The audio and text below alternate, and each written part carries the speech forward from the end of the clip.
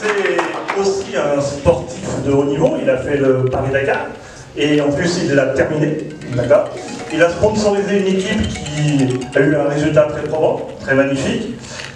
Il a été président aussi d'un club de football, c'est là où on s'est rencontrés, amateur. Et puis aussi, il a été directeur d'une énorme entreprise. Je vais vous demander de vous lever, messieurs, dames, s'il vous plaît, pour accueillir sur une musique très sympathique, pour les anciens qui connaissent un petit peu, je vous demande d'accueillir Monsieur Michel Morfin.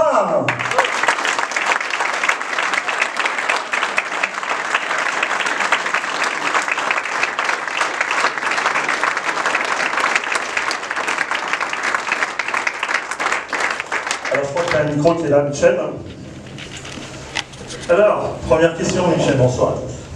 Pourquoi le Paris-Dakar? Tu aurais pu sponsoriser vrai? Non, dans l'exposé que je ferai tout à l'heure, j'en ai un peu plus. Pourquoi Paris-Dakar? C'est un accident de parcours. C'est une histoire d'amitié qui s'est transformée en mécénat, qui s'est transformée en sponsoring, et qui après m'a donné l'idée de faire la communication, etc.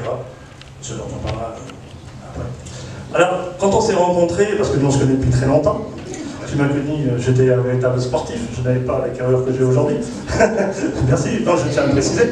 Et tu as fait une course, et tu m'as dit à la fin de cette course, je suis descendu de ma voiture, je me suis allongé par terre et je me suis endormi. Ouais. Alors raconte, parce que là, c'est quand même sympa. Ouais, enfin, ça c'est un... Tout à l'heure, je parlerai d'un pilote que j'ai sponsorisé et de la communication. Mais c'est vrai que tu m'as fait un peu parler. Je suis là pour ça. Et j'ai eu la chance de faire mon propre Dakar, mais 8 ans après, en 96. Dakar que j'ai fini comme un rookie, que j'ai fini à la 63e place.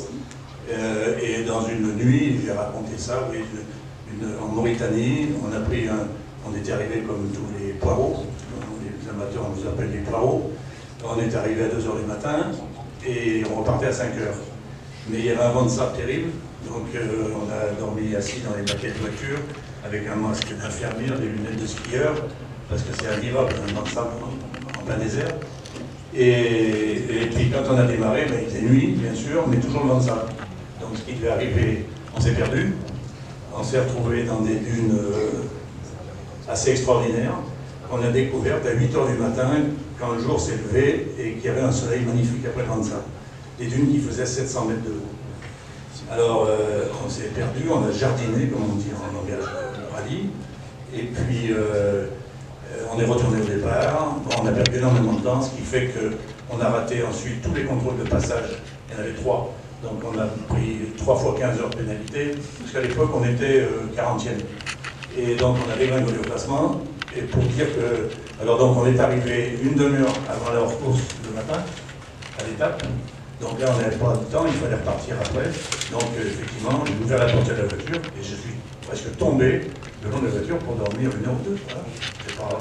Et pour dire quand même que c'était des dunes assez extraordinaires, le directeur de la course de l'époque s'appelait Étienne Lavigne, directeur du Dakar, connaissait mon copilote, et il lui a dit, dis donc Pierre, j'ai vu les classements, là, comment ça se fait que vous êtes dégringolé d'un seul coup, là, vous avez perdu 25 places en une journée.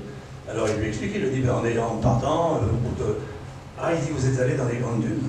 Mais il dit, figure-toi que à l'époque des reconnaissances, on avait imaginé faire passer le Dakar, et on s'est dit, si on fait passer le Dakar là-dedans, ils y restent tous, ils ne ressortent pas. Et nous on est ressortis. Et tu as fini dans les temps. Oui. Bravo, voilà. Félicitations. Donc tu veux nous parler du Paris-Dakar? Oui. Ah, il me semble. Oui, c'est vrai. Oui. Tu as une belle histoire à nous raconter. D'accord. Eh bien, écoute, merci beaucoup, Michel. Et merci à toi. Alors maintenant...